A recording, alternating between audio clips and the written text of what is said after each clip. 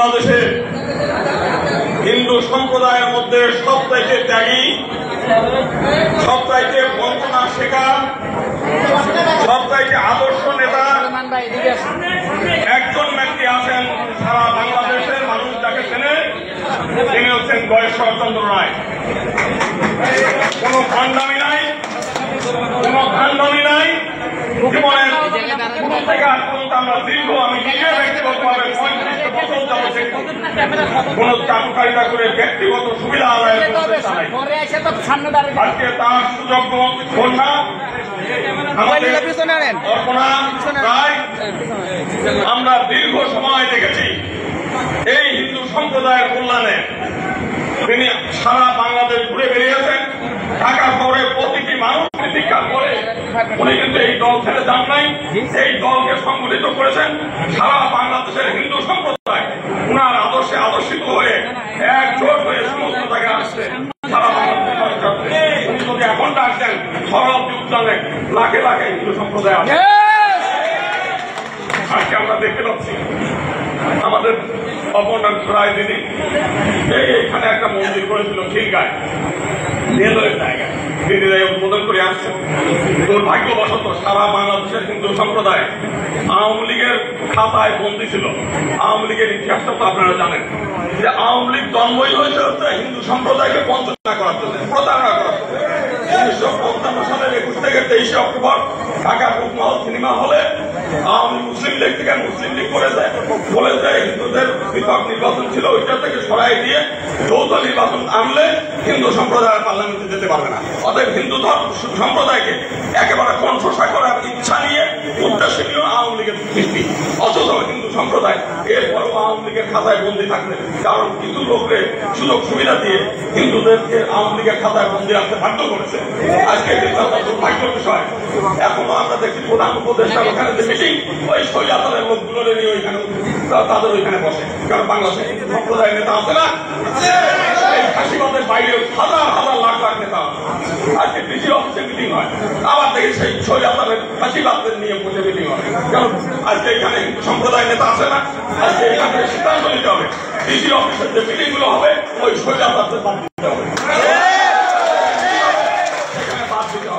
আমি দেখলাম এই বিএনপির মধ্যেও কয়েকজন লোক ঢুকে আছে, তারা এই ফাঁসিবাদদের এর মধ্যে বিএনপির মধ্যে এই সুযোগ সন্ধানী হিসেবে ঢুকাই দিতে চায়। আমার মধ্যে নাম না বলেই নাই, আমি দুঃখের সঙ্গে বলতে চাই বিজনকান্তি সরকার তার মধ্যে একজন।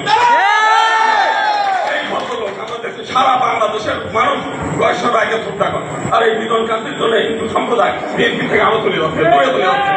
যদি বিএনপি থেকে আগামী দিনে সমস্ত বাংলাদেশের হিন্দু সম্প্রদায়কে এখানে আনতে হয়, তাহলে এই সমস্ত দুষ্ট চক্র যারা ফ্যাসিবাদকে আবার পুনর্বাসন করতে চায় এদেরকে আপনারা সরাইতে হবে। আমি সরাই হব না, আমরা চাই না যে তাদেরকে সরিয়ে দেন, আমরা চাই না সারা বাংলাদেশের হিন্দু সম্প্রদায় এখানে আসুক, এটা আমরা চাই। কিন্তু তারা যেন এই বিএনপির মধ্যে থেকে হিন্দু সম্প্রদায় কেন দূরে সরাই না দেয়, সেইগুলো আমরা চাই। আজকে আমরা দেখি পূজা উদ্যম ফ্রন্ট গঠন হয়েছে, সারা বাংলাদেশের সমস্ত জেলা থেকে লোক আছে, তারা আবার এই পূজা উদ্যম ফ্রন্টের নামে আরেকটা সংগঠন করে দিচ্ছে। কেন রে বাবা? এবং তাদের মধ্যে আমরা দেখলাম সারা বাংলাদেশের এই ফাঁসিবাদের যেগুলো আর কি আওয়ামী লীগের, তাদেরকে নিয়ে এসে পুনর্বাসন করা হচ্ছে। আমরা সেই আমরা বলতে চাই, আমরা এটা হচ্ছে আমাদের সাধারণ সম্প্রদায়ের পক্ষ থেকে বক্তব্য। আমি বিএনপি কোন কর্মীও না, পূজা উদ্যম ফ্রন্টের কোন কর্মী, কিন্তু সারা বাংলাদেশের বিএনপির কাছে একটা বিশাল আশা নিয়ে থাকে। কারণটা হচ্ছে বিএনপি একটা অসাম্প্রদায়িক দল এবং খালেদা জিয়ার মতো আপস বাংলাদেশে আর দ্বিতীয় কেউ নেই। তার কাছে আমরা মনে করি, আমরা দেখেছি গয়েশ্বরচন্দ্র রায় ওখানে ইলেকশন করতে পারেন না, এমপি ইলেকশন করতে পারেন না, ওখানে বিএনপি আরো বড় নেতা। কারণ বাংলাদেশের সবথেকে বড় রাজনৈতিক দল হচ্ছে বিএনপি, অনেক নেতা। তো সেই কারণে আমরা চাই যে একবার বিএনপির মধ্যে একটা সিদ্ধান্ত হয়েছিল, জাতীয় সংসদে মাইনরিটি সম্প্রদায়ের সংরক্ষিত আসনের একটা দাবি ছিল এবং বিএনপি সেটা মেনেও নিয়েছিল। 91 সালে পত্রপত্রিকা আসছিল যে সেইটা করা। বাংলাদেশের হিন্দু বিএনপির মধ্যে বহু হিন্দু সম্প্রদায় নেতা আছে। আমরা চাই যে এইবার বিএনপি ক্ষমতায় গেলে জাতীয় সংসদের সংরক্ষিত আসনের ব্যবস্থাটা করবেন। আপনার দলে বহু নেতা আছে, তাদেরকে একটা সুযোগ দেন যাতে আগামী দিনে বাংলাদেশের সব হিন্দু সম্প্রদায় আপনাদের দলে চলে আসে। সেই জিনিসটা এটা হচ্ছে দাবি। আর একই সঙ্গে আমি মনে করি যে যেহেতু সুযোগ সন্ধান দিয়ে ধান্দাবাদ, এরা এখন সুযোগের জন্য আসবে। কয়েকশোর রায়ের চাইতে বেশি চিন্তা মানে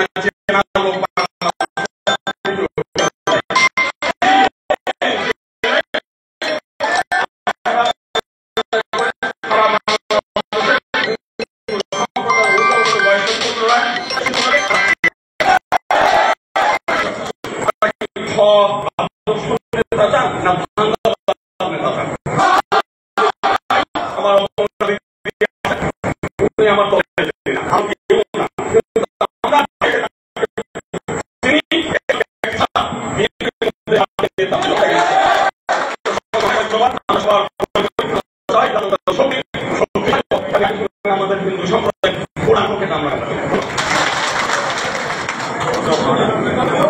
ধন্যবাদ গোবিন্দ চন্দ্র প্রামাণিককে। উনি বলেছেন যে ফ্যাসিবাদ মানে আমাদের যে আরেকটি সমাজ আছে সেখানে ফ্যাসিবাদ ঢুকে যাচ্ছে। আমরা আপনাদের উদ্দেশ্যে বলতে চাই, এখানে যারা অতিথি আছেন তাদেরকেও আমরা জানাতে চাই যে আমরা বাংলাদেশ ফ্রন্টে যে কমিটি করেছি তার সংশ্লিষ্ট জেলার বিএনপি আহ্বায়ক, সদস্য সচিব অথবা সেক্রেটারির সুপারিশ ক্রমে এই কমিটিগুলো গঠিত হয়েছে। ঠিক একইভাবে থানা কমিটিগুলো বিএনপির থানা কমিটির